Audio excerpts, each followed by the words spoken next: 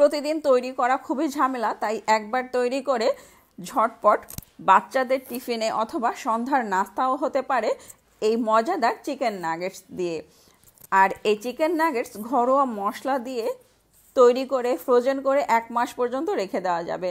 তো chicken nuggets তৈরি করার জন্য আমি এখানে নিয়েছি মুরগির বুকের মাংস, আর এখন মাংসগুলোকে খুব ভালো করে ধুয়ে পানি ঝরিয়ে নিয়েছি।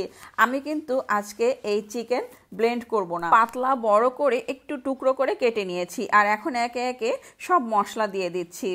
সয়া সস দিয়েছি, টমেটো সস দিয়েছি, আদা বাটা, রসুন বাটা দিয়েছি, গোলমরিচের গুঁড়া, আর সবশেষে লাল মরিচের গুঁড়া দিয়েছি।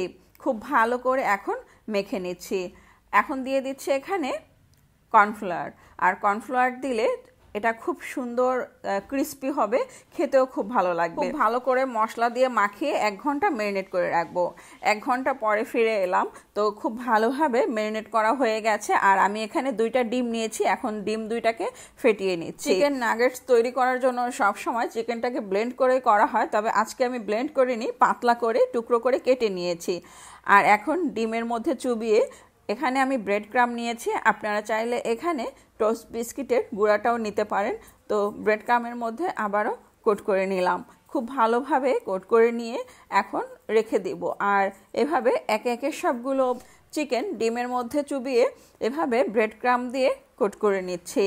আর এই চিকেন নাগেটস 1 মাস ফ্রোজেন করে রেখে দিতে পারেন। বেশি দিন ফ্রোজেন করে রেখে দিলে এটা স্বাদ নষ্ট হয়ে যায়, খেতে ভালো লাগে না। তো এই যে একে একে সবগুলো চিকেন নাগেটস আমি রেডি করে নিচ্ছি। যেহেতু বাচ্চারা চিকেন খেতে পছন্দ করে, তাই বাচ্চাদের টিফিনেও ঝটপট করে দারুণ মজাদার একটা টিফিন হতে পারে। তো এই যে সবগুলো চিকেন নাগেটস রেডি হয়ে গেছে। আর এখন আমি ফ্রোজেন করার জন্য একটা এয়ারটাইট কন্টেনারে রেখে দিচ্ছি। একটার সঙ্গে যেন আরেকটা লেগে না যায় সেভাবেই রাখতে হবে ফ্রোজেন করে, আর এতে করে ভেঙে যাওয়ারও ভয় থাকবে না। তো এই যে এখন বাকি যে নাগেটসগুলো ছিল সেগুলো এখন ভেজে নিচ্ছি।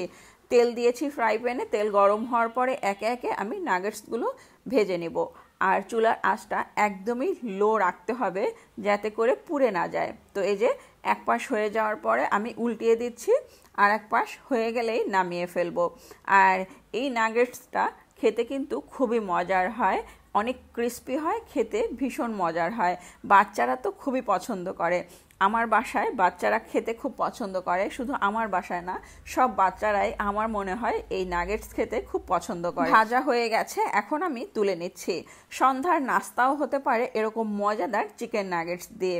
তো এই যে একটা ভেঙে নিচ্ছি, আর দেখতেই পারছেন কতটা মজার হয়েছে এবং কতটা ক্রিস্পি হয়েছে। তো আজকের রেসিপিটা ভালো লাগলে একটা লাইক দিবেন, কমেন্ট করবেন, এবং যারা এখনও আমার পেজটি ফলো করেননি প্লিজ ফলো করে দিবেন। সবাই ভালো থাকবেন। আজ এ পর্যন্ত, আল্লাহ হাফিজ, আসসালামু আলাইকুম।